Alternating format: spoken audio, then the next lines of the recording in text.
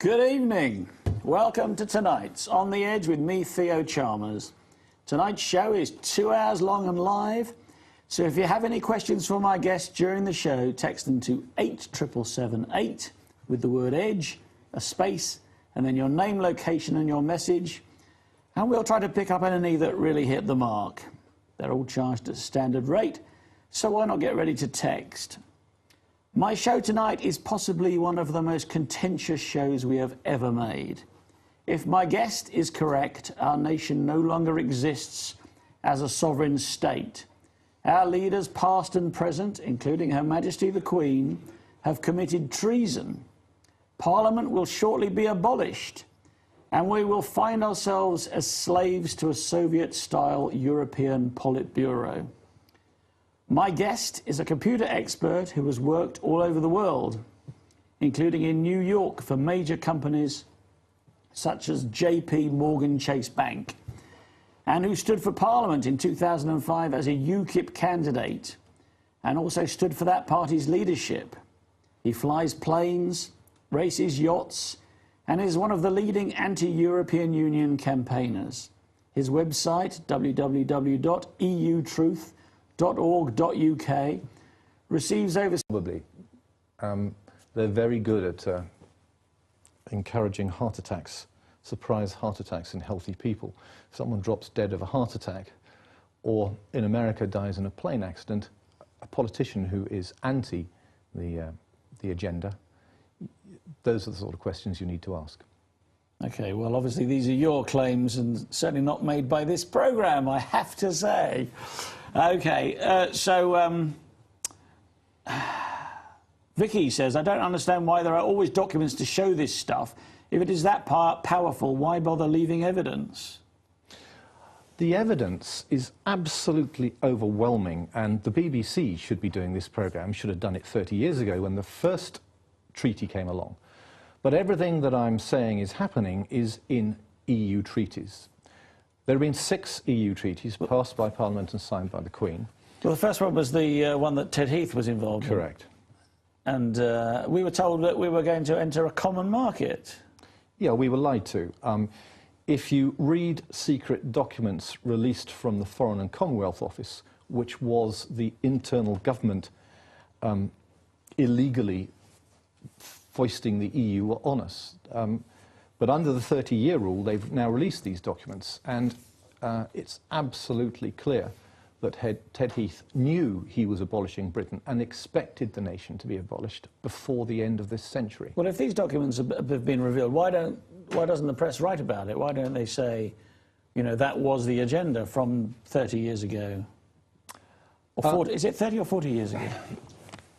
Right, the press is controlled by a mixture of Freemasons and common purpose, and they never reveal the agenda. But these documents, you know, they've all got numbers like FCO 30/1048 and FCO 26/1212. That's what, Foreign and Commonwealth Office or something? Correct, yeah. These documents reveal exactly what the government was doing, like they were trailing Enoch Powell and getting advance copies of his speeches and ridiculing him in public, making him look ridiculous. And you know, they were tracking the anti-common market lead. They had civil servants writing into newspapers pretending they were members of the public, lauding the EU. So they spent a total of £461,000 on this campaign to deceive the public, a disinformation campaign. How much? 461,000, according to FCO 30/1215. Well, this is 1976, is it? This sort of... No, this is 1970. So in today's money, you're probably talking about sort of 40 million. So we must assume that that campaign continued, because document FCO 26/1215 is a summary of everything that they did and how to do it better in the future. So we must assume, and they haven't released any more documents, that that campaign is still going today. And they must be spending 100 million on it to deceive us. Well, I mean, these are very serious claims. Let's look at... No, they're not claims. These are what government documents say. They're not my claims. These are stated by the government. But why would they release them then if they're so outrageous? Because they really thought that in 30 years' time it would all be done and dusted. Well, it's very, very nearly is, isn't it? Well, it is, but the only good thing about the EU is the timescales always slip a few years. So Ted Heath really thought in 1970 that in 30 years' time Britain would no longer exist. Therefore, the 30-year rule was okay. But of course, here we are, 2010. The nation of Britain was actually only abolished in legal terms, very dodgy legal terms, a year ago. You don't mean the 1st of January this year? You mean... The nation of Britain was abolished on the 1st of January 2009. 2009, okay. By the Lisbon Treaty. Okay. So, and isn't something else going to happen still? Aren't we going to lose even more power at some other date this year, or...? Well, now it's just a case of the EU consolidating its power. How quickly can it do that? How quickly can it put our own police and Italian, German, French police on street corners with machine guns? Already, all our politicians since the year 2005 have been protected by machine guns. If you go into any MP's office in Westminster, you'll see machine guns. If you go to Portcullis House, which is the main office of MPs in Westminster, there are police with machine guns. You cannot run a dictatorship without protecting your glorious leaders with machine guns. Okay, so this abolition of the UK, what does it mean? What does it really mean? Does it mean that, I mean, right now we're heading for a general election, aren't we, in May this year, probably May the 6th? It's not really a general election because all the political parties are controlled by the European Union. The Conservatives have been EU-controlled since the 1960s, the Labour and Lib Dems since 1985, and the BNP and the UKIP leaderships are controlled by the EU as well. Well, you stood as a UKIP MP, didn't you? Yes, and I stood for the leadership of UKIP as well. But I really am anti-EU, so they couldn't let me get anywhere. You know, people will say, listening to this, and with due respect, David, they'll say, well, that's sour grapes, isn't it? You didn't get the job, so now you're dissing them. No. This is just a fact. I mean, over the last 30 years, they have moved thousands of people up into positions of power on the basis of the fact that they're pro-EU. So if you want to be an MEP, you couldn't get in without going through the shortlist system, the party list system. And you couldn't get through the party list system unless you were pro-EU. And that is how they got a majority of 138 MPs on the 21st of January 2008 for the Lisbon Treaty and to abolish this nation. And they only debated it for 2 weeks, and the Queen signed it into law on the 19th of June 2008, and the Lisbon Treaty abolishing our nation came into effect on the 1st of January 2009. Now you're asking, where do we go from here? Well, shall I just... Do you mind if I go back into the past a bit? Not at all. The European Union was not founded by Monet or Salter or Schumann or all the people they try to invent and pretend as being these wonderful benefactors. It was started off by Hermann Göring, who made a speech in 1940 establishing something he called the European Economic Community. And in 1942, there was the first conference of the EEC at Berlin University. This is during the war, then, obviously. Yes, this was the Nazis. Yeah, no, I appreciate that. Hermann Göring was a Nazi, yes. What I'm saying is he had this conference in Berlin during the Second World War. So obviously none of the Allies attended. Well, I imagine they didn't. No. But it was at that conference that the EEC was set in stone. That's where they came up with all the documents were produced then. The common monetary policy, the common economic policy, the common fisheries policy, the common agricultural policy. The whole thing was set in stone at that conference in Berlin in 1942, and it hasn't changed since, except one thing. What was the one thing? I haven't got there yet. Okay. In 1943, von Ribbentrop held the first summit of the European Union. He was a German chancellor, wasn't he? Or Yes, deeply involved with Nancy Astor and the royal family, our royal family. the Gotha Saxe-Coburgs, Correct. otherwise known as Windsor. Correct. The Germans. So 13 nations, not us, attended the first summit of the EEC in Germany under von Ribbentrop. And in 1944, at the Rotes House Hotel in Strasbourg, the more enlightened members of the Nazi High Command had a meeting with big German companies included, like IG Farben, where they commissioned the European Union to carry forward German ambitions because they could see defeat looming. And Hitler himself commissioned the Verteidigungsdienst intelligence department to control future development of the European Union. And in 1946, that one change you wanted to know about, you couldn't sell Nazism to anyone in 1946, so they switched the European Union from a Nazi to a communist basis, and it's been communist ever since. And in 1958, Ted Heath, Geoffrey Rippon, and Roy Jenkins were recruited by the Deutsche Verteidigungsdienst Intelligence Department as agents for the EEC for Germany. Were they paid agents? I don't think they were paid. I think they did it because of misguided feelings of self-importance and grandeur. I have to say at this point that these are the opinions of my guests and not necessarily the opinions of this show. Do you have any proof of this?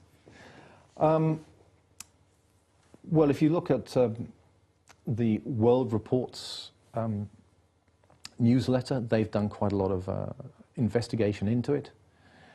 And it does completely explain why those three got on so well together and why they were so keen to push these treaties through. I mean, Geoffrey Rippon actually signed one of the treaties, well, the first one.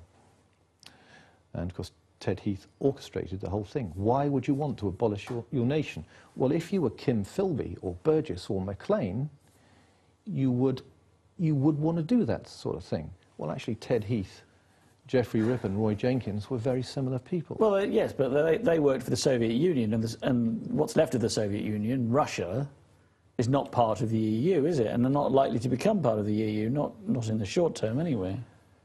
Well, that was the original plan in 1917. They were hoping to create one Soviet state right through Europe. But instead, I mean, at the end of the Cold War, the Soviet Union itself broke up, didn't it? And all those places like Ukraine and Belarus and all those places became nominally independent. Yes, it still is the agenda that those two bodies will get together, the Soviet Union and the European Soviet will get together as one.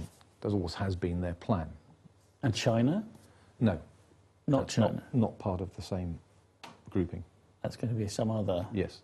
It's a bit George Orwell, isn't it? Yes, George Orwell was a stunning prophet. He was amazingly accurate. OK, so let me just sort of drive down to the nub of this then. What you're saying is that effectively Britain no longer exists? No. We still exist in the same way that Hungary or Czechoslovakia or Poland existed under the Soviet Union inside the Warsaw Pact. So we're not a nation as such on our own. Or if you want to look at the American side of things, you know, we are sort of as relevant as the state of Ohio is to the USA. And it's not that, I mean, they have, European unions produce maps without the word England or Britain on it. They clearly don't want us to exist. But our constitution has been replaced by the 6 EU treaties. So the British constitution, which is written, that's the Frankfurt School subversion technique to get us all thinking the British constitution isn't written, but it is written. Well, ever since Magna Carta, you exactly. mean? That was written, wasn't it? And the Bill of Rights. Exactly, 1689, the whole thing's written. But they've been telling us it's not written, so that we think, oh, well, we better let Gordon Brown introduce another one. but our constitution is written. But actually, the constitution, they dropped that because everyone made a fuss. So they brought in the Lisbon Treaty, which was the constitution. I believe I'm correct in saying that, largely. Right, hang on. I'm talking about the British constitution. So they dropped the EU's constitution and incorporated it in the 6 treaties. A lot of it was already in the first 5 treaties. They just put the rest of it into Lisbon. So the EU constitution is wholly contained in the 6 treaties that the Queen has signed. And the important thing to remember is that as far as they are concerned, the EU constitution takes primacy over the British constitution, which is their way of saying, actually, the British constitution doesn't exist anymore, only the EU constitution has existed since the 1st of January 2009. So why are we having an election in May? Actually, no, go on. We're about to go to a break, but I'll let you quickly introduce that. Because there are 62 million people in Britain who don't know what's going on, and only about 250,000, many of whom will be watchers of this programme, who do know what's going on. And they need to keep the 62 million fooled long enough until the EU has consolidated its power. And then they say, well, we don't need a parliament anymore. Is that what you're suggesting? Yeah. So Westminster will become a hotel or something? They'll probably knock it down and make a regional council? Or? No, I just think they'll make a hospital out of it. Hospital. Knock it down. There's one on the other side of the river. Anyway, we're going for a break now. If you'd like to text in your questions or comments for David Noakes, please do so now to 87778 with the word EDGE, and then your text. See you back here very soon.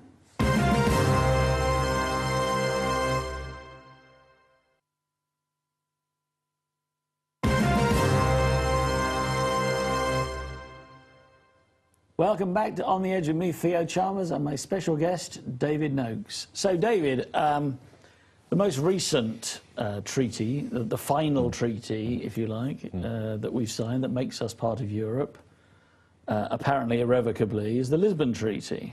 Correct. Yeah. What does that say? Well, some really quite stunning things. For example, page 18, Article 9, defines the executive of the European Union. And that is a 3-tier, unelected Politburo. That's exactly what you have in the Soviet Union, except that was only a 1-tier unelected Politburo. But it's still now 3 unelected Politburos. Politicians choose our leaders, okay? But aren't they elected, the politicians? Well, no, none of the commissioners are elected. None of the council are elected. The top council is the Council of Prime Ministers. But of course it is the 27 Prime Ministers of the European Union who dragged us into the European Union in the first place. People like Gordon Brown are not only Bilderbergers, but they are bought, paid and owned by the European Union. So... But doesn't the fact that he's elected, firstly, into the Labour Party as a member of Parliament, and secondly, elected by the other members of Parliament or the other members of the Labour Party as their leader, doesn't that mean that there is a democratic process of sorts? None whatsoever, no. Let me just give you an example of the power of the Bilderbergers. Yeah. Margaret Thatcher was a Bilderberger. She had to be, or she couldn't be leader of the Conservative Party and Prime Minister. But she was a naive Bilderberger, and towards the end of her reign, she realised that the Bilderbergers were building the EU dictatorship, and she made her Bruges speech, and she switched side. She actually came onto our side. Within 2 months, she was out on the street, and a compliant Bilderberger, John Major, in her place. Now, that's 8 Bilderbergers on the Conservative Central Committee who threw her out. That's how much power they have. They decide who will be leader of the party, they decide who we can vote for, and we can only vote for one of them. And if someone looks popular, he'll be invited to join. If he won't join, he won't become Prime Minister. So who can be the next Prime Minister of this country? Well, Ed Balls can be, David Miliband can be. No one else can be, because they're not Bilderbergers. But what if they looked popular and got invited? Oh yeah, they can get invited. This is what happened to Herman van Rompuy of the Dutch. No, he's Dutch or Belgium? Belgium. He was the Belgian Prime Minister, and he's now president of the EU dictatorship. And he is what is kindly called a federalist, i.e. he believes heart and soul in the EU dictatorship, but he looks like a kindly pair of hands while the EU consolidates its power. He isn't a kindly pair of hands at all. And then they appointed this apparently English woman, Lady Catherine Ashton, who took the communist route up through government quangos and government agencies on huge salaries at our expense. And she was the bitch who forced the Lisbon Treaty. We have to warn you about language here, David. She pushed the Lisbon Treaty through the House of Lords. She is the traitor that pushed the Lisbon Treaty through the House of Lords, and she is now the EU's foreign minister. So they're a very nasty pair. OK, so the Lisbon Treaty. Right. So it is an unelected Politburo. That is the leadership of the EU.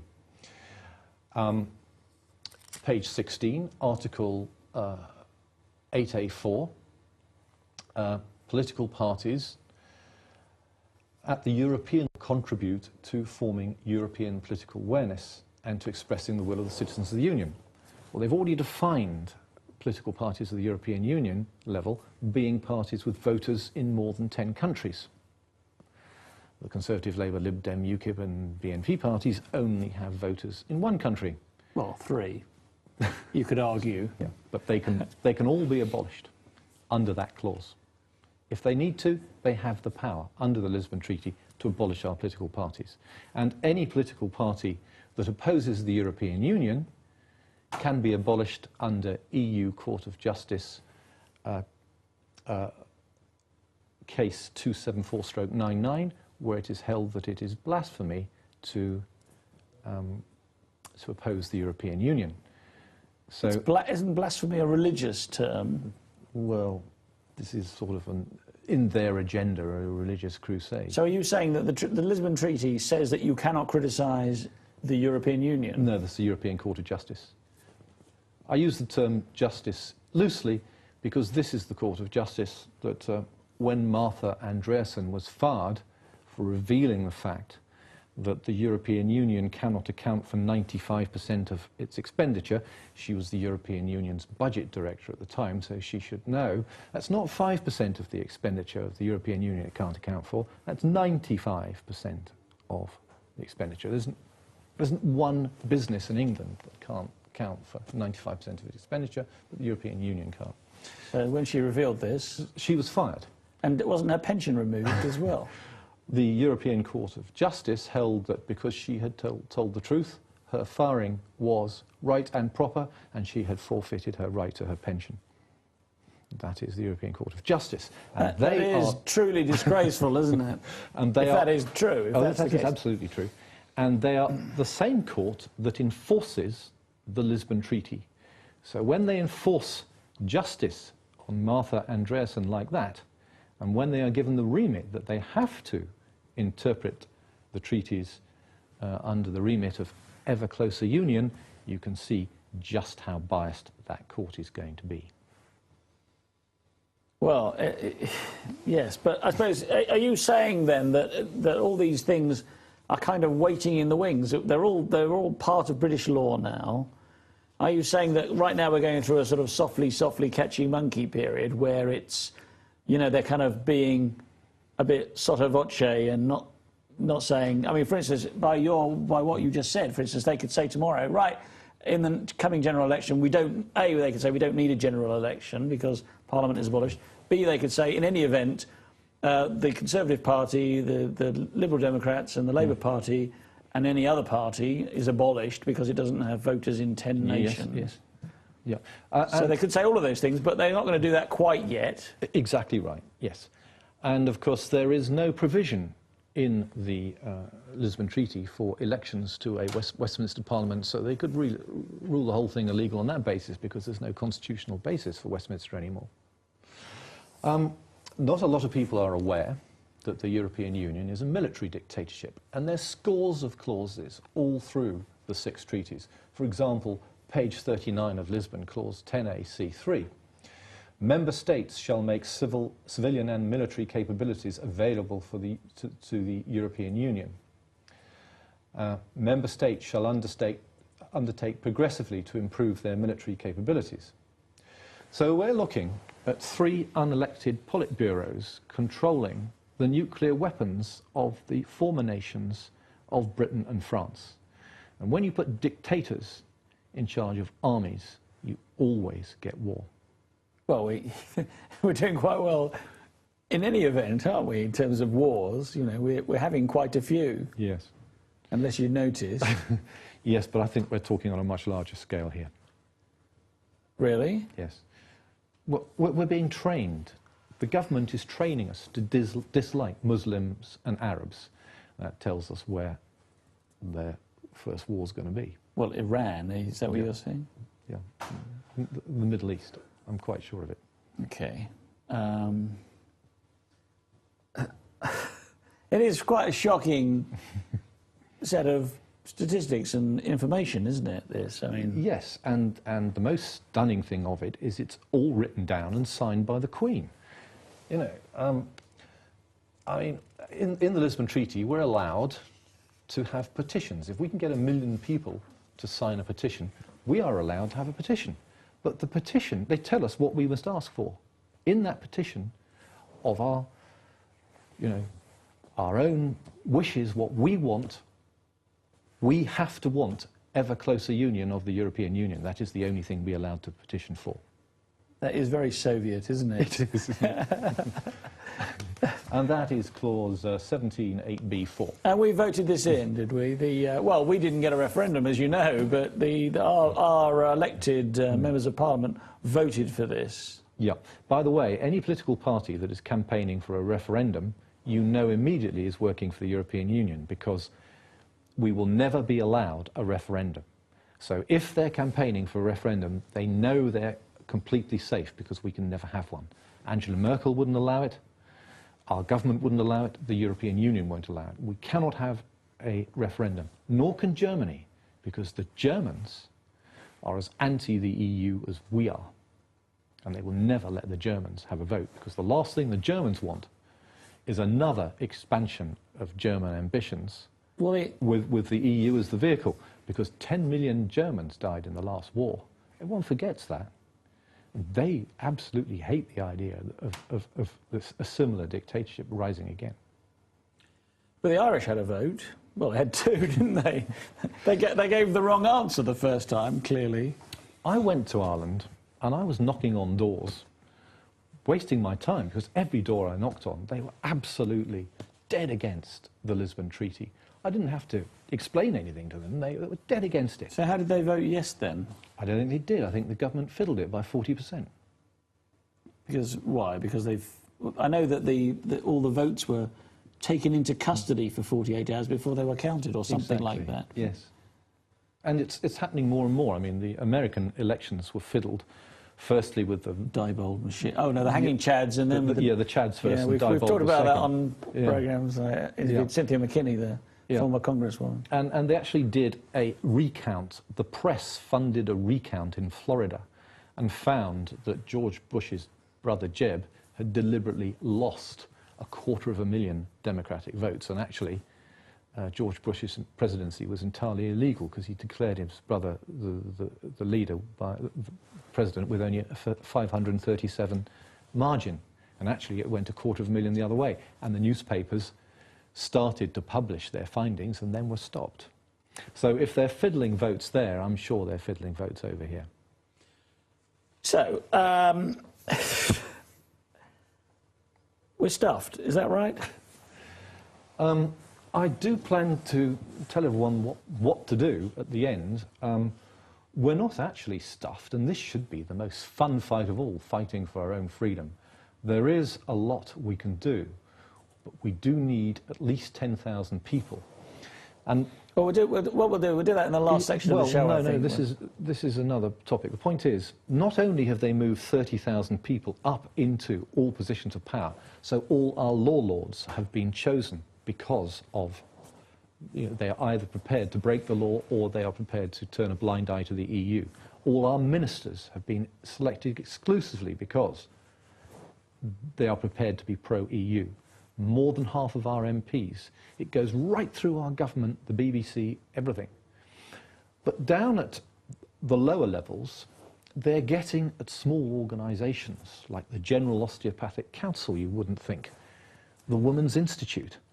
Any organisation that's got more than 5,000 members, you're finding that the good leadership is being violently ejected, often sort of fairly illegally, and corrupt people who can be controlled. Well, again, I have to say that is your opinion and not necessarily the opinion of this show.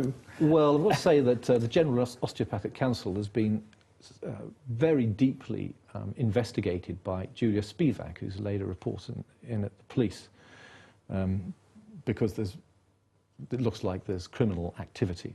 And I think we have to be careful here of I injunctions and yes. libel and so on. I understand, but so I prefer you not to make those kind of accusations on this show. But anybody that has enough members to make a difference is having its leadership replaced by corrupt people who can be controlled. So who's going to organise this? Now, there are more than a dozen campaigns that would be really effective that 10,000 people could do. But there isn't any political party that's doing it. Why? Because the leaderships aren't working to get us out of the European Union. OK, here's a question from Sarah in Suffolk. It's been reported that UKIP will not stand at the next general election, but might do a deal with the Tories. Is that true? Doesn't make a blind bit of difference either way. They're both controlled by the European Union. Why bother to ask the question? OK. Charlie in Coventry says, does this mean no more common law? Where does this leave free men on the land? Isn't all this statute? Right. Common law was replaced by European Union common corpus juris in 1992. Corpus juris puts the government above the law. The police have shot dead 30 people since 1992, including that electrician. Jean-Charles de Menezes. Yes, he was the highest profile case. Yeah. They've also killed, according to their own records, which they publish as PDF documents, so you can read them. Mm-hmm. In custody, the police, since 1992, have killed no less than 1,100 people. That's 30 shots. That's the British police? The British police, yeah. This is in Scotland, Wales and Northern Ireland. Correct, yes. And England, yes. Yeah. Not one successful prosecution has ever been brought against the police for any of these murders and deaths. Why? Because under corpus juris, the government is above the law. So it is now practically impossible to prosecute a policeman for anything. That is how much corpus juris has taken over. There is no such thing as habeas corpus. There's the memory of it. We don't have it, not under corpus juris. Fortunately, if you can get in front of a jury, virtually no jury knows that, so you might still get it. But actually, it doesn't exist anymore. The whole of common law has gone. I mean, interestingly, in the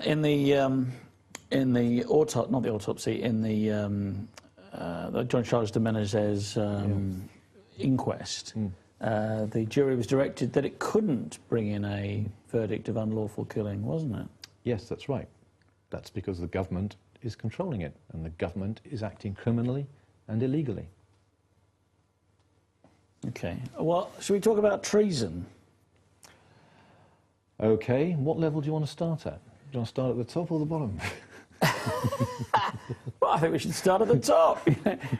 We've probably upset a few people already, or you have. So let's go for it then. Right. I should say, be mindful of the laws of libel, please. All right. Well, von Ribbentrop was having an affair with Nancy Astor. That's fine. They're both dead. Yes. And the Cliveden set, Mosley, the leader of the British Union of Fascists. Yes, gone. And the royal family were all very much together. They were all Nazis. Germans. The royal family, as you very well know, is German. It was George III who took over from the Stuarts in 1750, was it? Something like that. And they are a German family, and they spoke only German until this century. And the king, which king was it? It was Edward VIII, who... He was the wartime king. He was, well, no, it was George VI. Sorry. Yep. He was forced to abdicate with Mrs. Simpson as the excuse. Yeah. Because he was too rabid a Nazi to be allowed to be king when we were going to war with Hitler. And the whole family were Nazi, with the one exception of George VI. No one ever thought he was going to be king because he stuttered and he was a bit further down the list. And so they didn't bother to indoctrinate him in Nazi principles. And so he came to be king, and he and Churchill did a bang-up job in keeping us free for another 60 years. That's all it was, only another 60 years. But, of course, in 1946, they switched the EU from a Nazi basis to a communist basis. And so our Queen was educated by her tutor, Sir Henry Martin, from the age of 12 to the age of 22 in Fabian communism. And that is why our Queen has been so happy and so delighted to sign all 6 EU treaties. And she couldn't wait to sign Lisbon. It does seem counterintuitive that a monarch would favour a communist policy because, you know, vanilla communism doesn't include a royal family, does it? I mean, the Soviet Union didn't have a royal family. The Romanovs were killed by the communists in 1917. So how can that be? How can, you know, how can our royal family be communist? How can they be keen on abolishing themselves? Unless, of course, they're going to become queen or king of Europe. Is that what you're suggesting? Will William become king of Europe? That's another subject. I don't want to get into that just yet. Why do they do it? They're not like us. They've had so much grace, favour, wealth, riches. They don't think like us. And to them, being queen may not be the biggest thing on this earth. The Queen's broken every single one of her coronation oaths, including her ones to the Church of England, which will almost certainly be abolished and rolled up into the Roman Catholic Church, which will be the Church of the European Union. Because reading on your website, you say that the European Union is a-religious, if you like. It's not a Christian society or a Muslim or any other kind of society. It has no religion. No. Yes. It's not like, you know, England is traditionally a Christian society, isn't it? I don't want to get too deeply into this, but basically, the Roman Catholics have the Queen of Heaven, who is a Babylonian goddess, satanic Babylonian goddess, who's prohibited in the Old Testament. And the only picture of her is a woman in profile with a blue background and 12 gold stars. That is where the EU flag comes from. And I don't want to get into this now, but this agenda has been around for a long time. And so, sorry, who was that? Who's in this image? The Queen of Heaven. The Queen is this Minerva or something, or? No, she's just referred to in the Bible and in old scripts as the Queen of Heaven. Okay. And it's a Roman Catholic Babylonian, and that's where the flag comes from. Okay. Don't they keep adding stars as more members join? No. A lot of people wanted to, and they point blank refused to go above 12 because 12 is what is on that picture. Because the Americans, of course, when they kept buying territories like Louisiana Purchase, they kept adding stars, didn't they? couldn't add any more stripes because it would have looked like a pinstripe shirt, but they wanted to add lots of stars. Okay. So you're kind of getting off the subject then, really, of treason. You know, are you saying that the Queen has committed treason for a motive then? Yeah. There's no question that the Queen has committed treason. No question at all. Every Prime Minister or Minister, anyone who's signed an EU treaty has committed treason. There's absolutely no question about it. And they got a bit nervous about this in 1998. So after the MPs debated the Crime and Disorder Bill of 1998, Tony Blair added a clause repealing chunks of the Treason Acts, because, of course, both he and the Queen should have hung by the neck till dead. And I wish both of them still do. I just would be so happy if all these people who've committed treason were to hang by the neck till dead, particularly the Queen. I'm going to have to say it again, I'm afraid. These are the opinions of my guests and not necessarily the opinions of this company or this show or this programme. Thank you. So, yes, treason has been committed. Now, in theory, the maximum they can do is life imprisonment, but, of course, they committed this before the laws were repealed, so actually they are still guilty of treason. Because they're not, you can't, you know, retrospectively say that Correct. something that was illegal when you did it is no longer a crime. Sorry, it's not that they're still guilty of treason, it is that they can still hang by the neck till dead. Because they were guilty of treason when it was still a hanging penalty. offence. A hanging offence. A hanging offence. Right. We're going to go for another break now. Once again, if you'd like to text in your questions or comments for David Noakes, please send a text to 87778 with the word EDGE and then your text. See you soon.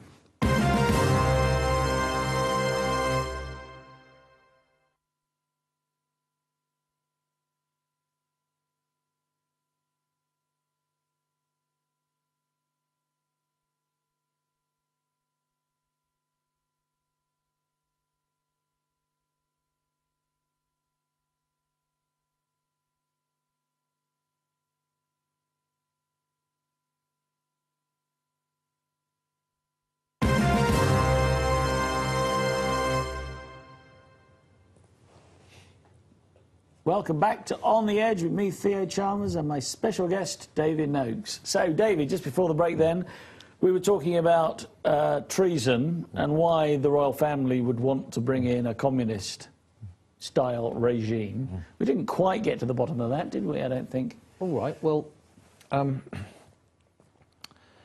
communism is favoured by wealthy bankers. So it was a Rothschild in 1917 who financed the communist revolution in the Soviet Union. And the theory behind that is that if you get a communist government ruthlessly controlling the people, the bankers own the government, and therefore the bankers own the whole lot. And the Queen is at that level. She's at the level where she can control through a communist government and own more through a communist government than she does now. So she wouldn't be the Queen, then, of Europe or even of the UK anymore. She would just be, you know, living in Monaco or somewhere. Monaco, yes. as they'd have to rename it. Just having having lots of lifestyle, yes. and not having to open fates or whatever she does. Yes. I mean, one really interesting thing is that the Bank of England is not owned by us. It's owned by a company called the Bank of England Nominees Limited. And it's exempted from the disclosure requirements of the Companies Acts. Profits and loss and directors. Everything. And yes. Shareholders are completely exempt. So we don't know who owns that company. And when an MP asked the question, why are you exempting that company, the answer came back, because certain royal personages do not want their identity to be known. Well, if it isn't our own royal person, I mean, surely it wouldn't be the Queen of the Netherlands that owns the Royal Bank of England. Surely it would be the Queen of England. This was an actual question in Parliament. Oh, yes, yes, absolutely, yeah.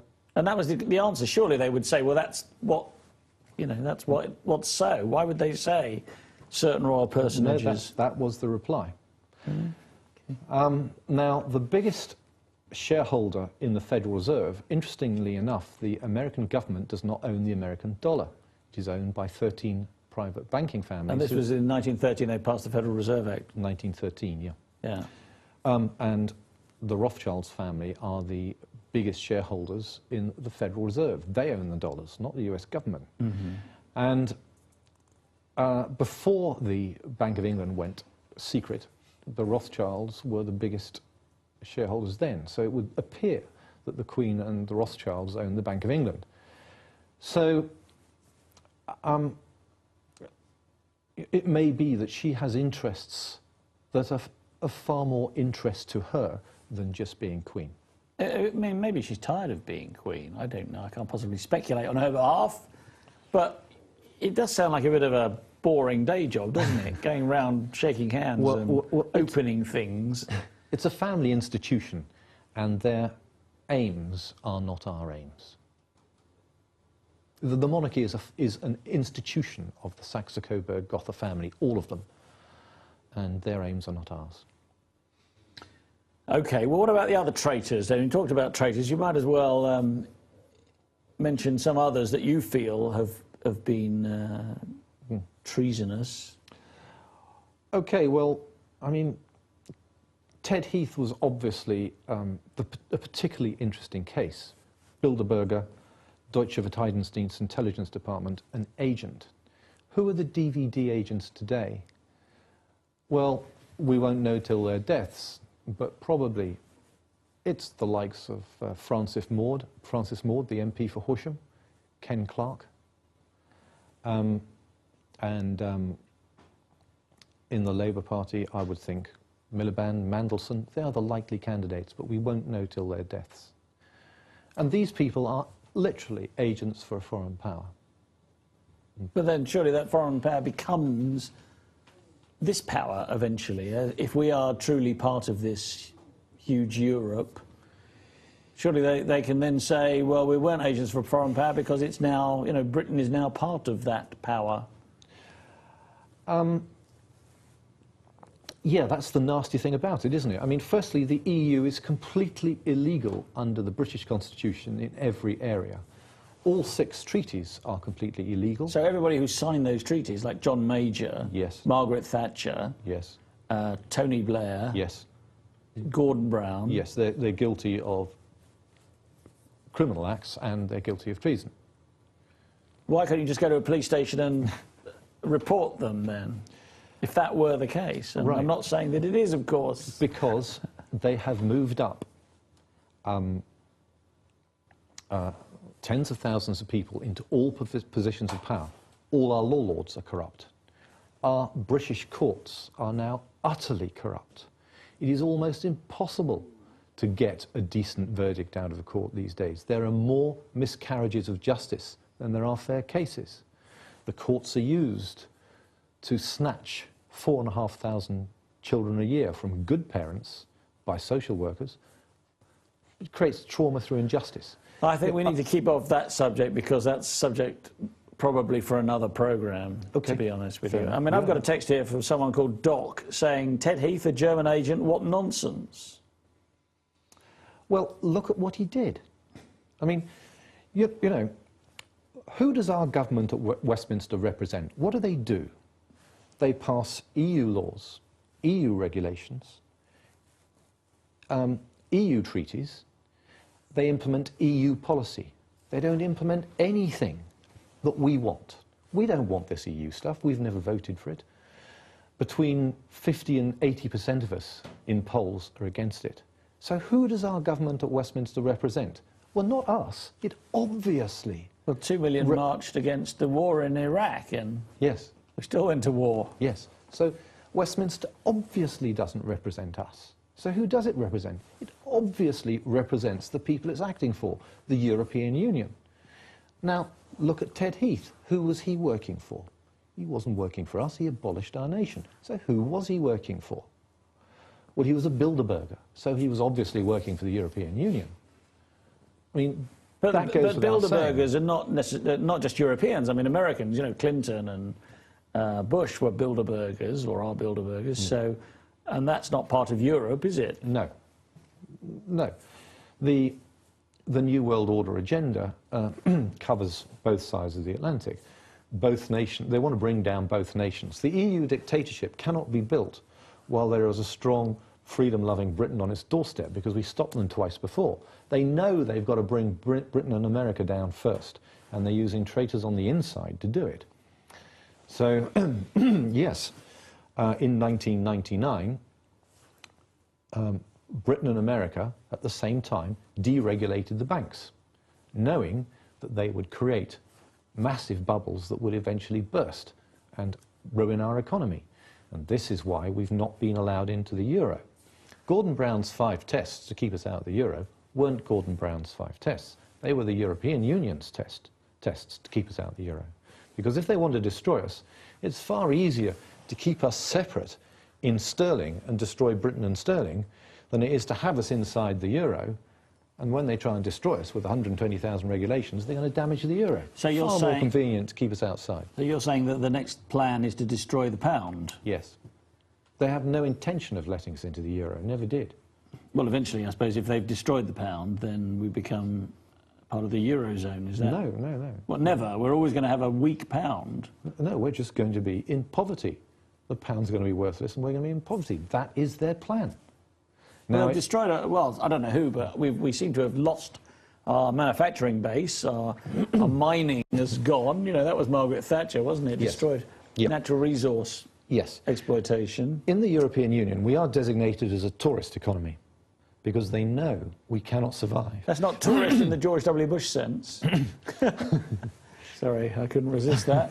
OK, so we're a tourist economy. Yeah, but people are not going to the whole of the UK for their tourist visits, are they? They're only going to a few obvious they know we places. can't survive under tourism, but we are designated as a tourist economy in the EU. We are not allowed manufacturing. They want the wealth of manufacturing in continental Europe. They want it in Germany. They may want it in France, but they do not want it in England. So that's why we've been forced to close down our manufacturing. The Rover car company was closed down by the European Union. 400 million went missing. The Rover car company was sold to friends of Tony Blair for £10. Yeah. The Phoenix, they formed a little company called the Phoenix Corporation and bought it for 10 quid. They took 17 million out in salaries in the first year, and Rover had a hole in it of 400 million that had just disappeared. And of course, what would normally happen is the 400 that had been taken would be replaced by the government to keep one of our major car companies going. But no, we weren't allowed to under European competition rules. Now, these competition rules do not apply in Europe. Renault and Citroën can have as much aid as they want. But we're Britain. It's Britain that has to be destroyed. It's Britain that's not allowed a manufacturing industry. And Margaret Thatcher did a bang-up job of closing down manufacturing on behalf of the European Union. It was her job as a Bilderberger. OK, let's talk about the Frankfurt School, because I know you want to talk about the Frankfurt School. Yeah. First of all, what is the Frankfurt School? In 1935, the Soviet Union bosses, the Stalins of this world, were getting concerned that the workers of the world weren't uniting and losing their chains and picking up the chains of the European Union, because they really thought that they would, through revolution, end up ruling the whole world, the Soviet bosses. Mm-hmm. So they they actually invested in the sociology department of the German Frankfurt University and commissioned them to write, they renamed it the Frankfurt School, and commissioned them to write reports on how to sabotage nations. And these guys did a bang-up job. They started with the 24 Protocols of Zion and came up with 200 Frankfurt School subversion techniques. Are you saying that they wrote the Protocols of Zion? No. They just took a copy of those as a base to start with. The Protocols of Zion were about 40 years older. OK. And I don't think it's worth debating whether those were genuine or anything else about them, because that's a whole nother topic, well, isn't it? Who cares? They work. They're brilliant. And the European Union started applying these in Britain in the 1950s. So the first thing was to empty the churches. That's the Frankfurt School subversion technique, because if you get people to stop believing in religion, you can then fill them up with other Frankfurt School subversion techniques like mindless TV, football, reality TV shows, all Frankfurt School subversion techniques to stop people thinking. Okay, let me just ask you a question here. Mr. Crowley in Essex says, "Hi Theo, can you please ask your guest if he is a Christian fundamentalist? What are his religious views? Thanks." Well, it seems like an appropriate time to ask that question. Are you coming at this from a religious perspective? I was a Christian, but I have been totally disappointed. You've been Totally God disappointed. hasn't blessed you then, clearly. No. Doesn't Okay. answer prayers. I mean, the thing that really gets me about Christianity is in the Church of England, ever since the 1950s, we have been praying that our Queen will rule us wisely in accordance with our laws and constitution. Now that's 20 million people every Sunday, right, for 50 years. That adds up to 2.5 billion prayers that God ignored. And what have we got? A Queen that has abolished not just our constitution, but our entire nation. So all those prayers are wasted. So that's it for me. Okay, so if God is watching, that is not necessarily the opinion of this show either. Okay, so getting back to the Frankfurt School, so their plan was to dismantle society as we know it. Yes. Is that what you're saying? Yes. So by making us not go to church, breaking up families, was that? Yeah, the attack on fathers and the families, corruption of the courts. The courts are completely controlled by Freemasonry. It's practically impossible to find a judge or a barrister who isn't a Freemason. So they're judging cases on the basis of the Freemasonry agenda, not on the basis of justice. Okay. And so they're being successful then? You think the Frankfurt School policies is successful? Stunningly successful. I mean, the encouragement of drinking, so we've got 24-hour drinking, that's the Frankfurt School subversion technique. Feminism. Teenage prostitution. Yes. And all that kind of stuff. Single-parent families, and brainwashing by the media. And isn't it interesting, I was reading something about pornography. You can sell it to children in this country because they fudged the law, but only in this country. Yes. Oh, that's another Frankfurt School subversion technique, of course. The teaching of sex and homosexuality to under 10s. That's the Frankfurt School subversion technique. And there are 200 of these, and they've been stunningly successful. And, we now have the highest sort of abortion rate, the highest teenage pregnancy rate. Our families are breaking apart. We've got divorce left, right and centre. They're trying to stop homeschooling for those who teach their children Yes. at home. Yes. That can't be allowed anymore, obviously. Correct. Yeah. Well, it does seem like, some elements of this Frankfurt School do seem to be in our society, I think. Yes. All of it. It's all been stunningly successful. I mean, the thing that amazes me is that we've gone on as long as we can. It does take an awful lot to destroy an economy. When we went into the European Union, we were the third largest economy in the world. We're still the fifth largest. That's another Frankfurt School subversion technique, by the way, to be told that our nation is too small to survive on its own. Everyone's been saying this. Well, we're still the fifth largest economy in the world, which means there are 200 economies, 200 nations in the world smaller than us. So if we can't survive on our own, that means there's 200 nations smaller than us who can't survive, and only 5 that can. And it's utter rubbish. And what about the cost? What about the cost that we're paying huge amounts to Europe every day, aren't we? Oh, forget that. That's minor. Oh, that's tiny. Let's look at the real costs. There are now 8,500 EU quangos in Britain. That is, quangos that we have had to open because the EU wants them. According to the Cabinet Office, who also state that the cost of them in 2007 was 167 billion. That's 12% of our entire economy of 1,330 trillion. 12% of our economy is quangos, quangos. European quangos. These are not the old British quangos that we know and love. Yeah, you're saying these are like new, foreign accented quangos. Yeah, these are quangos that have grown up in the last 10 years. Okay. Yeah, 10, 15 years. Add to that, according to the government's Better Regulation Commission, we spend 100 billion a year on EU regulations. Add those two figures together, you get 267 billion wasted on Europe. I just thought it might be worth explaining exactly what a quango is before we go on. Right, it's global warming quangos are the... Well, the word quango means quasi-autonomous, yes, non-governmental organisation, yeah, doesn't it? Yeah. So a quango is it's a government body that is funded by the government, but has its own sort of board of directors.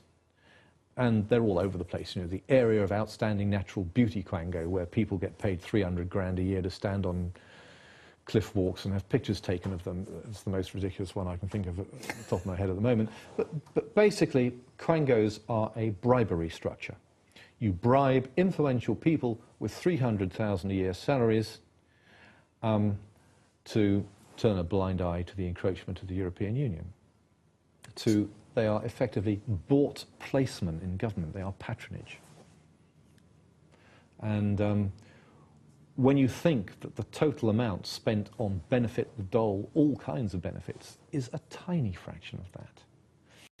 But anyway, so we've got 100 billion wasted on EU regulations, according to the Better Regulation Commission annual report forward by Tony Blair, so we know that's a government figure. And we've lost at least 40 billion annually with the closing down of companies because of European regulation. The most daft regulation now is that car paint shops have to use water-based paints, children's paints, to repair cars with. Mm-hmm. So, and cars, when they're new, from the factory, have got water-based paints, quite a few of them. Yeah. So that means that your average sort of two-man-in-a-garage car repair shop has gone out of business because only the massive ones can make this ridiculous paint stick. You've got to have massive facilities. So every little bump you have in a car now is £1,000 to fix because it's only a big company and a huge process that can actually paint your car again. That's the latest one. One of the first regulations got rid of abattoirs, and all our cattle were being shipped to Europe because we weren't allowed to slaughter our own cattle. Of course, none of this ever applied in Europe. Well, no, we have got some abattoirs here, I'm sure. Oh, yeah, we had to build brand new ones under EU regulation. Oh, yeah, and then now we're allowed to slaughter our own cattle again, but now we have big, expensive abattoirs. And you can't, like, a farmer can't kill one sheep. It's legal. You're not allowed to. I think a lot of it's going on, though, you know. I've been offered the odd lamb myself. Yeah. Hopefully, yeah. OK, so all this red tape, more and more and more red tape. Yeah, and it's generally quangos that enforce EU regulations. We're spending 167 billion on quangos. We're losing 40 billion a year through industries like the Rover Car Company that have closed down. All these little village petrol stations were forced to close down under EU regulations. Hundreds of businesses have gone. And do you know, one of the things that really annoys me is no business has stood up and said, the EU is closing my business. You would think small business would be up in arms. Well, they blame the government, don't they? They blame the government. Mark from York says, is immigration a Frankfurt School technique? Oh, gosh, absolutely. Overwhelming immigration, overwhelming our infrastructure. The government said there'd be 13,000 come in when the EU got control of our borders. Because anybody who's in the EU is now allowed to come to England without any kind of let or hindrance. A bit more than that. The EU has controlled our borders since the 1997 Amsterdam Treaty, and the government said 13,000 would come in. We've had about 10 million in total. They never gave us the figures, but they did let it slip in 2008 that 2.7 million had come in 1 year. And that was mostly from Poland, wasn't it? They did give us the total. Yes, that was right. Yeah. And not only can our infrastructure not handle it, you know, all these cities now full of immigrants, you can't drive to school, you can't drive to work, the infrastructure, the roads can't handle it. We've got 380,000 English people a year emigrating to get away from the overcrowding. And the idea is to create overcrowding and tension. It's a Frankfurt School subversion technique. So they are particularly delighted to pull Muslims into the country and then try to teach us to dislike them. That is government policy. And they're trying to create tension, and they're doing a damn good job. But the English people are really terribly nice and very laid back, and their plans to create tension have not gone anything like as well as they hoped they would. Why is that, do you think? Because we're just nice guys. I mean, we're tolerant. Yes, exactly.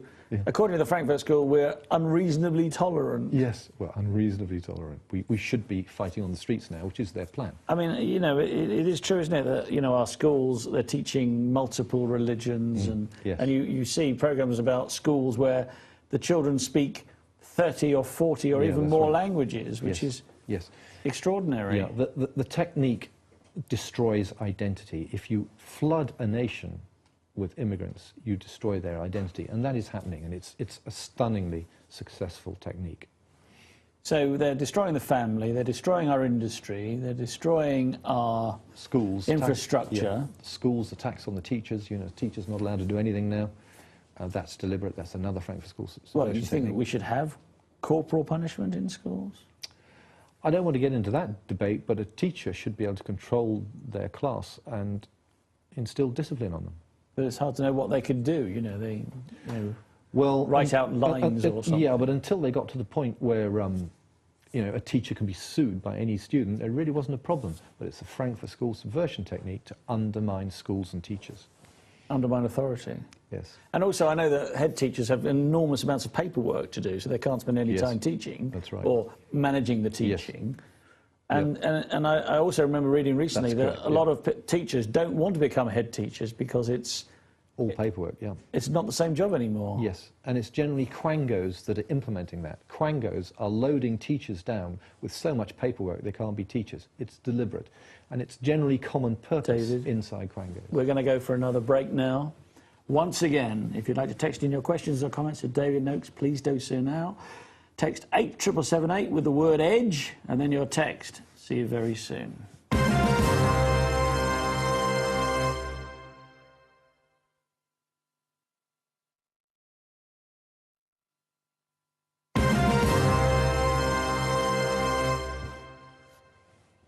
Welcome back to On the Edge with me, Theo Chalmers, and my special guest, David Noakes.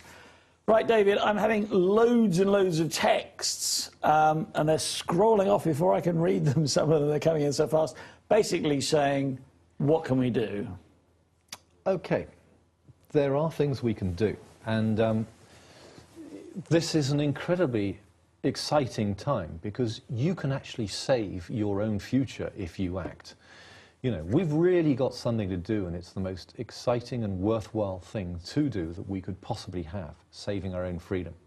Is it like, do you think it's kind of like at the start of the Second World War when people thought, you know, there's a real nasty enemy, we've really all got to band together and fight them on the beaches and so on? Is it a bit like that? Should we have that kind of spirit? We should have that spirit, but we can't get that message out because Freemasons and Common Purpose, the government controls all our media.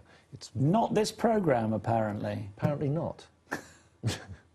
But there aren't many like, well, there are none really like this, are there? That's right, yeah. But what can we do? Well, we need a permanent general strike. Now, isn't it amazing that there are probably 20 things we can do that would work, and you need at least 10,000 people to do it, and there are 5 political parties that have got more than 10,000 members, and none of them are using those 10,000 members to do anything at all, apart from get themselves, the leaders, re-elected onto the gravy trains. None of them are fighting against the EU, and that is the proof that those leaderships are working for the EU. So UKIP does not do any of these campaigns. BNP does not do any of these campaigns. That's how you know the leadership is working for the EU. So they make grandiose speeches which make the leaders look very good, but the grassroots are never mobilised. And in UKIP in particular, if you try to start a serious anti-EU campaign, the Freemasonry regional organisers close you down like that. And you know, I was ruthlessly closed down on more than one occasion, and eventually they were rigging my elections, and I wrote to the leadership complaining of Freemasonry regional organisers were This is in rigging Cornwall, the elections. wasn't it? Yes, that's right, yeah. Anyway, what can we do? We need a permanent general strike. The quickest way to get out is a national general strike until our corrupt and criminal politicians either resign or strike out the 6 EU treaties as illegal under the British Constitution, which they are. They don't need to be repealed, they're illegal. But while we have a corrupt legal system, corrupt law lords, corrupt courts... how likely is it then that that would happen? If you're saying that all the people who are in any kind of influential role in this country are already corrupted and unlikely to be helpful to this cause... Yes. But if we get a general strike... I used to run a newspaper. Well, I started 5 newspapers. I got up to 100,000 circulation. It costs about 15,000 a month to get 100,000 newspapers out there. Now, you would have thought that some wealthy business that realised it was going to be closed under EU regulation or was already losing a fortune under EU regulation would be happy to pay that 15,000 to get those profits back, to dump the EU costs. But no one did. Well, actually, I've got to interrupt you. Here's a really good point here about newspapers. Chaz in Noakes says, how come the newspapers are all anti-EU? They are vaguely anti-EU, but they don't say what I've been saying tonight. How many newspapers admit the nation's been abolished? Why doesn't the Daily Mail start Well, a I think the Express had a headline saying just that, didn't it? Right. OK, well then, why don't they start a campaign to get a general strike going? A strike against the EU and a strike against our corrupt politicians at Westminster until they either resign or repeal the treaties.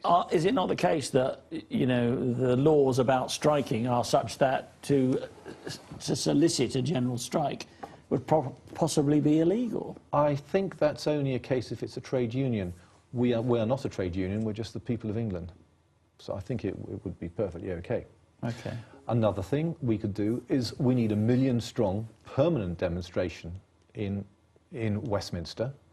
And that's the reason that under the Serious Organised Crime and Police Act 2005, they've made it illegal to demonstrate within 1 kilometre of Westminster. Well, you have to have a licence to demonstrate, exactly. So you can apply for that. Yeah. And also, 2 million people demonstrated against the war in Iraq, and we still had a war in Iraq. Yeah, but it effectively needs to be a blockade of London until they resign. But in 1990, we had the poll tax protests, and that had an effect, didn't it? Yes.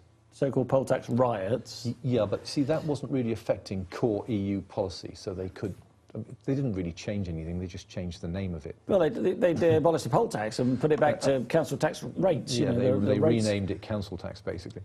Yeah. Well, no, that's not true, because poll tax was a tax on the individual. It still is a tax on the individual. And it went back to being a tax on the property. No, it used to be a tax on property, but council tax is now a tax on the individual, very definitely. Council tax is poll tax. They just renamed it. That's all. Well, I'm not sure I agree with you. No. But if you own no property and you just rent a room, you get taxed council tax. It's got nothing to do with property. You get taxed as an individual. It's a fact. Okay. A third thing is national civil disobedience would do it. If we refuse to pay taxes to our corrupt government, which has no legal right to be there anyway, refuse to cooperate with them in any way, and this would have to be on a large scale, it'd be at least 10 million people. It's going to be very hard, isn't it? Because 1 or 2 people say, well, I'm not going to pay my tax. Then, obviously, they're going to go straight to jail, do not pass go. It's going to be, you know, it's very hard to have that mass movement all of a sudden. That's why we need the newspapers again. We need newspapers, 100,000 circulation minimum. And of course, the really easy way to do it is to persuade our military to arrest our criminal politicians and put them on trial for treason. Just a march up to Westminster, slap the whole lot in the cells, put them up before judges, and of course, you would have to have every judge screened to make sure he's not a Freemason, or you wouldn't get a fair outcome. But you said earlier that every judge is a Freemason. No. pretty well all judges are Freemasons. You can find handfuls. You can find honest judges. There are a small number of honest judges. If not, we'll have to appoint some. Sorry? If not, we'll have to appoint some. So those are the 4 national campaigns. Well, this sounds like the October Revolution, doesn't it? I mean, this is 1917. You're actually suggesting that, you know, we storm the Bastille. I know I'm mixing my revolutions here. Or you know... Yeah, the difference between us and the Bastille is all we want is to uphold our existing constitution, which our corrupt and criminal Parliament, Westminster, is destroying. Westminster is a puppet of the European Union. It is not our Parliament. But surely you would also be suggesting that we get rid of our royal family, from what you've said. Yeah, we need a decent English royal family. You're right. We do. What about a Welsh royal family? Okay. You know, the ancient... Yeah, British royal family. We need a British royal family, not a German one. OK, Britons. Yeah, we need Britons. Yeah. OK, well, OK, well, obviously this is not necessarily the policy of this programme that you should revolt. I think most of our audience... we're not actually I'm revolting, you know. Sorry? All we're trying to do is uphold the British Constitution. We're not actually revolting. So this is a peaceful process, is it? Well, it'd be great if it was. So anyway, those are the 4 national campaigns. General strike, permanent huge demonstration, national civil disobedience, or the military to arrest our criminal politicians. Those are the 4 national campaigns. And these are all on your website? Yes. Which is eutruth.org.uk. Yeah. And then we can run local campaigns as individual people. So the most powerful and simple, and UKIP and the BNP could have done this so easily, is we need to change the minds of 70 MPs to get Lisbon repealed, right? So if we just go and visit these MPs, point out that Westminster is bound to be abolished by the EU, they will lose their comfortable $240,000 a year salary and expenses. And, of course, every dictatorship always eliminates those that put it in power, because if they put it in power, they can take it out of power. So MPs are going to be under a huge threat once Westminster goes. But it's too late. Yeah, when the EU says, if what you were saying is correct, and let's suppose for a moment that is the case, if the EU eventually says, well, actually, we don't need a parliament anymore, so chara, you know, go home. Yep. The MPs are not going to be able to say, oh, hold on, are they? It's too late. No. If Westminster is still standing and MPs still exist, they could. Won't they will all be always, on quangos? Yeah. Well, if they're on 300,000 a year in quangos, okay, they may do nothing. But if they can't be bought off, you will notice that Jackie Smith set up FTAC in 2005. Fixated Threat Assessment. Yes, centre. Something centre, yes. Yes. And what that is the government can arrest anyone they want to with psychiatric stroke mental reasons as the excuse, and subject them to electric shock treatment in the attempts to cure them, water treatment, effectively torture. And they tried this out on 168 people. One man from Plymouth wrote a letter to Jackie Smith objecting to her setting up a police state. He was seized by FTAC. What a perfect body, Soviet style, to control any Westminster politicians. Dissident Westminster politicians. Ideal. It's how they did it in the Soviet Union. Blow me down, they set up the same thing here. This is the future that any dissident Westminster MP is looking at. He's looking at being institutionalised, held against his will, and losing his $240,000 a year. Why shouldn't he swap sides? I have to say that has some attraction, doesn't it? Yes. So, you know, if we had 10,000 people, we've got 646 MPs, that's more than 10 people to an MP. Every week, someone should be sat in front of their MP saying, do you want to lose your $240,000 a year? Do you want to have electric shock treatment in a hospital behind bars for the rest of your life because you're a dissident? Maybe not. Maybe you should vote against the EU dictatorship. Well, they can't vote. There is no vote, is there? No. A private member's bill can be brought in by any one of them. Yes, and then the government says no thanks, doesn't it? No, That's no, what no. always happens. No. If they get enough of them, they can vote it through. They can get it out. They can throw Lisbon out. They still can. So that's another campaign. It's a very effective campaign. Well, someone is saying here, arrange a strike date on your website, and when we get enough people prepared to do it, we'll go ahead. And they say, remember Rage Against the Machine, the Christmas #1, which was the response to some appalling television programme that always got its song at #1. Yep. We need to hit more people. We need to hit, we need to hit 100,000 people in a month. We're only hitting 6,000 in a month at the moment. We need 100,000 people as an absolute minimum to do something on that Someone scale. here is saying, hey Theo, how do we get the population of the UK to combine with the nutters, as we are called, who speak the truth? That's the barrier, isn't it? You've sat on this programme tonight, and you've said a lot of things which many people will probably think are too insane, too crazy to be true. Now, I don't know whether they're true or not. We give you a platform to say those things, but a lot of people who watch it will be, perhaps intrigued, perhaps a little bit believing, perhaps a little bit disbelieving. But to do what you're suggesting that people need to do to overthrow this EU dictatorship, if you like, you need to have a huge number of people believing what you're saying. How do you achieve that critical mass? That's why I started the newspapers. But you don't do it anymore. You have the website. Well, I need 15,000 a month to do the newspapers. That was the trouble. And it was all right when I was producing 5,000, but by the time the circulation got up to 100,000, I couldn't finance it anymore. Well, why didn't you sell them? Why didn't you become the Daily Express or... but the newspapers are a bit old century, aren't they? With all due respect to the national media, but everyone's on the internet now, aren't they? So how you've got a great website, or a well put together website with lots of facts and data on it. But how do you get people to go to your website? Well, I was hitting 100,000 newspapers read by 5 people each. That's 500,000 a month. 6,000 a month comes to the website. I've never been a great believer in the internet as a marketing tool. It works sometimes brilliantly. It doesn't in other cases, and it's not working in this case on a big enough scale. Well, newspapers were. Okay. So, all right, what else? You've mentioned a few things that people can do. Well,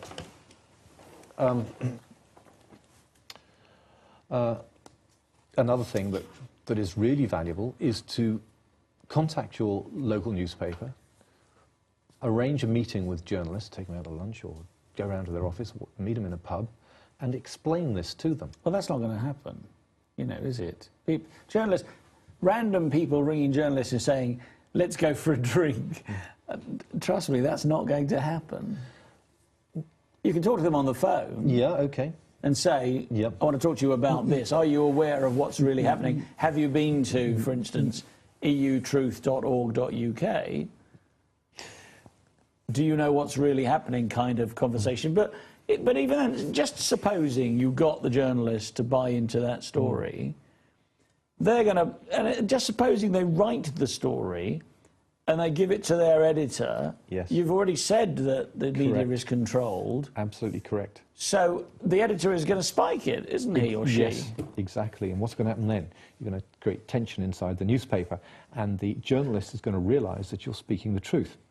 Well, no, because the editor won't say, I've been told by my controllers in common purpose, the Freemasons... No, but when his story gets spiked for no apparent reason, and he's just spent a few hours researching it and writing it, but he's going to be stories missed. are spiked all the time because there's no space, or because an advertiser has bought that space, or whatever. Yeah. But just think, if you were UKIP and you had 30,000 members, the reason the membership kept dropping off is because they were never given anything to do. They were never given a campaign to fight, and they realised the leadership wasn't doing anything. But if you've got 10, 30,000 members, and they're contacting journalists continually, eventually, after about the 10th telephone call, the journalist is going to start being interested. What the hell's going on here?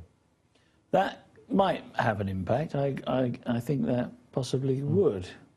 Yeah. But like I say, you've got to get to those people first before the media has a chance to get to them, if you like. Yep.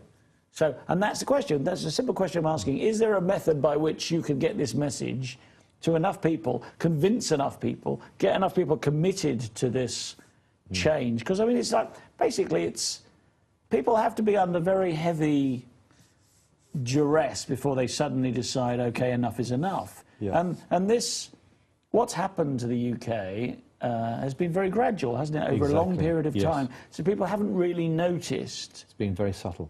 What's happened. Exactly. And they can put it down to other things, can't they? They can say it's caused by different things, you know, too many people coming in the country, or just a general, you know, the depression with the banks and all these. They can blame lots of different things. There's nowhere to point the finger, really. No, that's deliberate. It's brilliant. It's Frankfurt School at its best. It is superb. It is a superb piece of national sabotage, and it is national. Okay. So, actually, I've got to ask you, there was a text a long time ago, so I can't credit whoever it was who wrote it, who said, in Europe, then, in this plan, who is number one? The most senior Bilderberger that we're obviously aware of is Angela Merkel. She seems to give Gordon Brown his orders. Who's the top of the pile?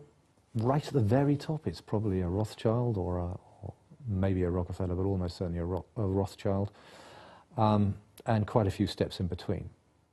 And it's all a bit surprising to me that the royal family is involved, and they are so senior, but they are very senior in it. And the Queen has been a supporter of the EU throughout her adult life. But she doesn't turn up at Bilderberger meetings, does she? No, that would be a bit...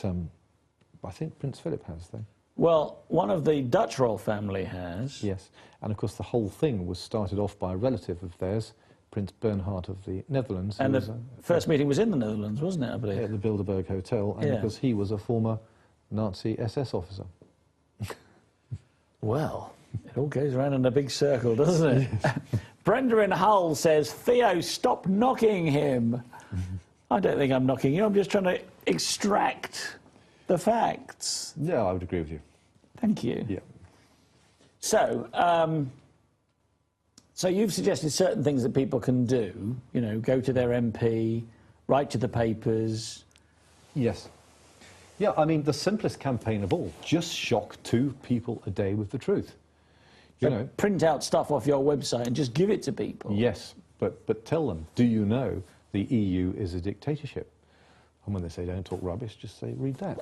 Because, I mean, people think, well, we vote for a member of Parliament, a member of the European Parliament, an MEP, and they assume, I suppose, that those MEPs are the equivalents of members of Parliament in our Parliament, in the British Parliament. Yeah, I mean, pretty well any MEP will tell you the whole thing's a farce and they have no power at all. Our MPs have much more power than they do in Brussels. But is that because of scale or because of the way it's constituted? That's the way it's constituted. Basically, the EU is very strictly designed on the Soviet model. You have politburos, which have the power. You have the executive, which is the commission.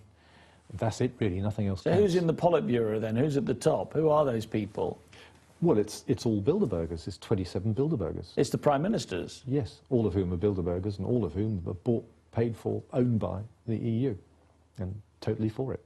They don't represent us at all. None of them do. Not one? Not one. Not.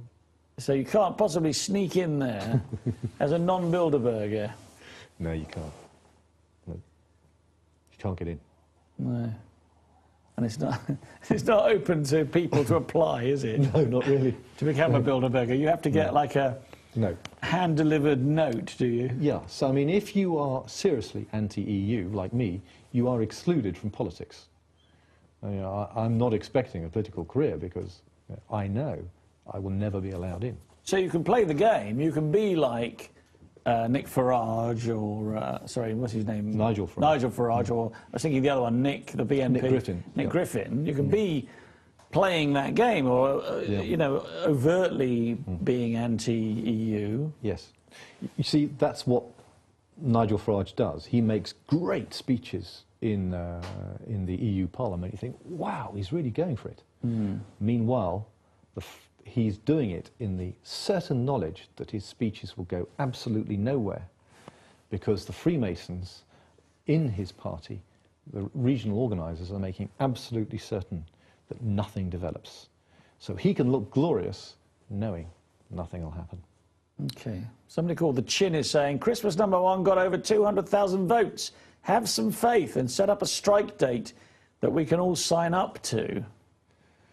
So they're asking you to do that, David. Yes, I would definitely go for that, but I don't want it to be a damn squid, and I want to make sure that we can reach enough people. Well, that's the problem, isn't yeah, it? and Of course, and moment, it's like those two people who were rebelling against Gordon Brown, Yep. ex-cabinet members who thought they had a backing. They had like, come on, guys, let's all do it. And then it was like, oh. And it was a damn squib, wasn't it? There have been too many damn squibs. The trouble is just about every organisation is penetrated. So people think, oh, yes, we're going to do this. And someone at the top of the organisation kills it off. And I don't want to have a damn squib. I want to make sure it works. And to do that, we need to be able to reach a lot of people, and we can't do that at the moment. Well, does it need somebody like, you know, somebody's mentioning John Lennon here. Does it need somebody like a John Lennon or somebody to say, yes, follow me? Well, yeah, I mean, The Who, very patriotic rock group. Now, they could rewrite Won't Be Fooled Again with the words, the lyrics that I've put on the website and go and blast it around. That would be enough. The Who could do it. Well, I'm not so sure, really. Pete Townsend had a few allegations of something against him, didn't he, not so long ago, which I don't think I'm going to go into on this show. Who cares? They can get the publicity. OK. Well, on that note, then, we are going to go for the break. But, David, thank you very much indeed. And that is all we've got time for. Thank you to everyone for watching our special 2-hour show, and for those who texted, and thanks to my very special guest, David Noakes. If you want more information, the website to go to is eutruth.org.uk. Next week, we'll be back with yet another exciting show that might even change your life, or your politics, perhaps. Until then, remember, they're watching you, watching us, watching them. Cheerio.